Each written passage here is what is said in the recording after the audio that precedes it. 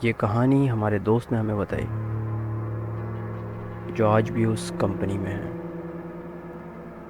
وہ کہتے ہیں کہ میں کراچی کی ایک کمپنی میں سیکیورٹی سپروائزر ہوں۔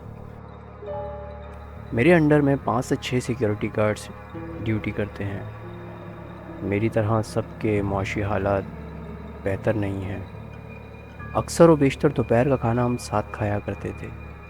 ایک گارڈ جس سے میری بہت اچھی انڈرسٹینڈنگ تھی، وہ کبھی میرے لیے بریانی لے کر آتا تو کبھی قورمہ اور نان۔ اس کی سیلری کچھ زیادہ خاص نہیں تھی۔ ایک دن میں نے اس سے پوچھ ہی لیا کہ تم رینٹ پہ رہتے ہو اور بچے بھی ماشاءاللہ زیادہ ہیں، تم یہ لذیذ کھانے گھر میں بنواتے ہو یا باہر سے لاتے ہو؟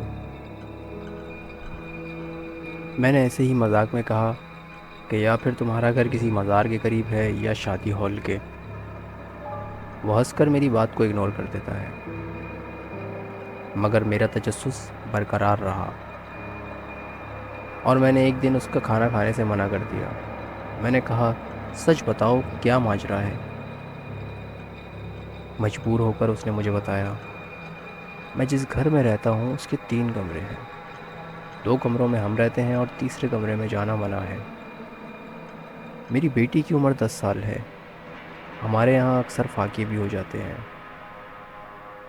ایک دن میری بیٹی بھوک سے رو رہی تھی اور اس کی ماں اس کو بہلا رہی تھی، اور اچانک میری بیٹی اٹھی اور دوڑتی ہوئی اس کمرے میں چلی گئی جہاں جانا منع تھا۔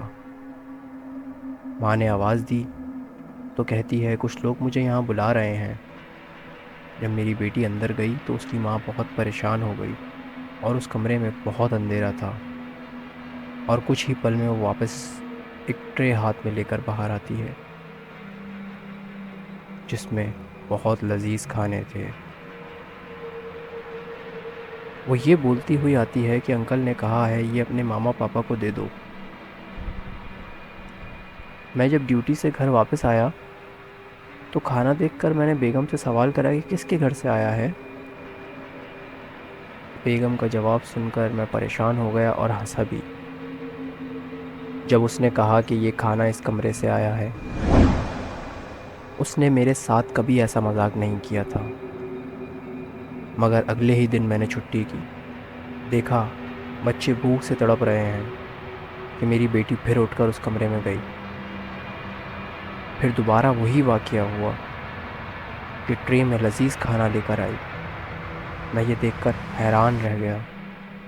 بیٹی سے پوچھا کہ یہ کھانا کس نے دیا، کون ہے اندر؟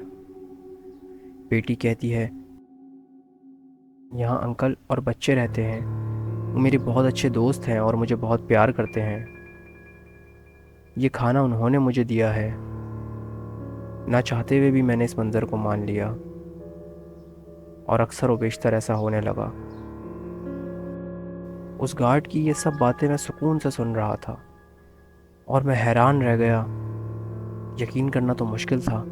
کہیں بار سوچا کہ جا کر میں خود دیکھوں، مگر میں نے سوچا کہ کہیں میرے جانے سے ان کے لیے کوئی پریشانی نہ ہو جائے، اور آج بھی مجھے یہ بات سمجھ نہیں آتی۔